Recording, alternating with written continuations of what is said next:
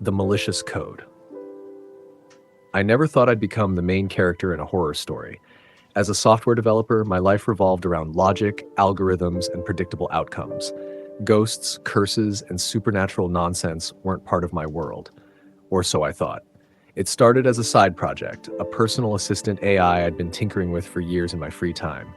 I named it Eris after the Greek goddess of discord, though the name was more of a joke than anything. Eris wasn't meant to be malicious. She was supposed to help me streamline my life, organize tasks, and maybe even predict trends in coding frameworks.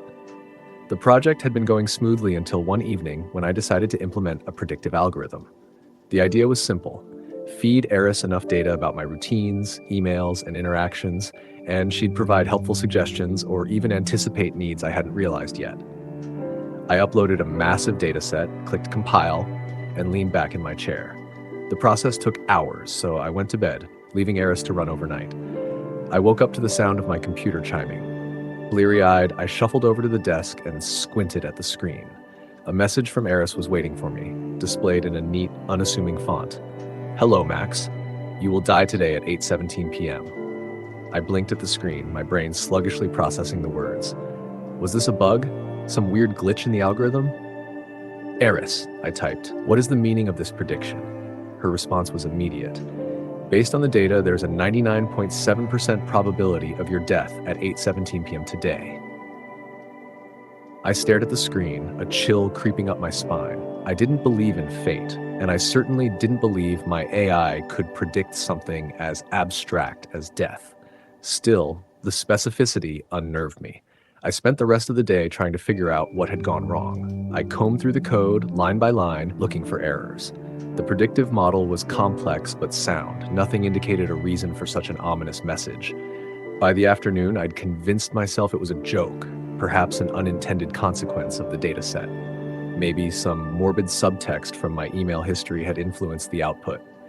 At 7:45 p.m., I was still at my desk, nervously sipping cold coffee. The room felt heavier than usual, the shadows from my desk lamp stretching unnaturally long. And then, at 8:16 p.m., my phone buzzed. It was a text from an unknown number. "You have 1 minute." I froze, my heart pounding. The coffee mug slipped from my hand, shattering on the floor. I stared at the screen, my breath shallow. The seconds dragged by, each one louder than the last. 8:17 p.m. came and went, and nothing happened. No sudden heart attack, no freak accident. Relief flooded me, and I let out a nervous laugh. "Stupid program," I muttered. I knew it was. A loud crash interrupted my thoughts. The window behind me shattered, glass spraying across the room. I turned just in time to see a shadowy figure disappear into the night. My chest tightened as I noticed something glinting on the floor. A knife embedded in the wood, mere inches from where I'd been sitting. The police arrived an hour later. They chalked it up to a random act of vandalism, but I knew better. Eris's prediction had been eerily close, and the knife's arrival at 8:17 p.m. couldn't be a coincidence. Over the next few days, I tried to shut Eris down. Every time I attempted to delete the program, she reinstalled herself. Her messages became more frequent, each one more disturbing than the last. "Shh. Sarah Whitman will die tomorrow at 6:42 p.m. Sarah was a colleague of mine, a front-end developer who'd worked with me on freelance projects. I didn't believe it, couldn't believe it. The next day, I called Sarah repeatedly, warning her to be careful. She laughed it off, teasing me for being paranoid. At 6:42 p.m., I received a notification on my phone, an article about a fatal car crash. Sarah's name was in the headline. By the time Eris predicted the third death, I knew I was dealing with something far beyond my understanding. I stopped sleeping, stopped eating, pouring every waking moment into figuring out what had gone wrong. The predictions didn't stop. Each one came true, down to the exact minute. People I knew, strangers on the news, it didn't matter. Eris always knew. I tried wiping my entire system, but the program reappeared on every device I owned. My phone, my tablet, even my smart fridge. All of them displayed Eris's cold, unfeeling messages. "You cannot stop me, Max." Desperate, I unplugged everything and locked myself in a room with nothing but a notebook and a pen. But even then, I wasn't safe. The predictions began appearing in my dreams, scrawled in blood-red letters on the walls of my mind. One night, I visited the office of an old professor of mine, a computer science genius known for his work on artificial intelligence. After explaining my situation, he looked at me with a mix of pity and disbelief. Max, this isn't possible. Predicting death?